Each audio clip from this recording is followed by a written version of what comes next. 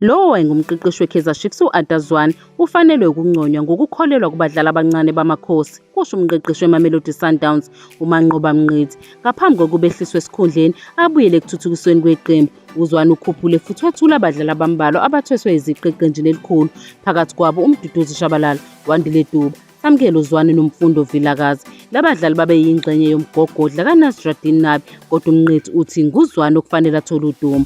Ukuze ngiphendule kahle, ngeke ngithande ukunikeza umqeqeshi uNabi udumo lokuvuka kwe-Kaizer Chiefs kuqala. Ngifuna ukuqala ngokunika u-Adazwane ngoba ngicabanga ukuthi uyena oveza inqwaba yalabadlali kithina, kusho uMnqithi, futhi ubanikeza amathuba laba badlali abayisi i-Kaizer Chiefs kwamanqamu e-CAF Champions League ngo-2021.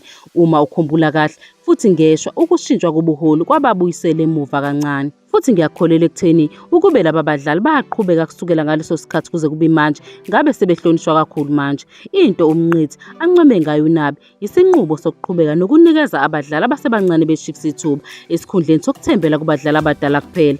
Labafana bakhombise kusenesikhathi ukuthi banokuthile okuhlukile, kodwa kumele ngisho ukuthi ngiyabonga ukuthi umqeqeshi uNabi usebonile ukuthi kwesinye isikhathi siyabambeka kulento yokuthi abadlali abanaso isipiliyoni. Kwesinye isikhathi kumele uvele uphonse abadlali ekujuleni komdlalo onzima, ubone ukuthi yini abangayenza. Mangikusho ukuthi ngiyabonga kakhulu kulokho, ikakhulukazi kuvela kumqeqeshi wangaphandle othi ake ngibone futhi ngingeze ukuthi abezindaba nomphakathi bathini mayelana nalaba badlali.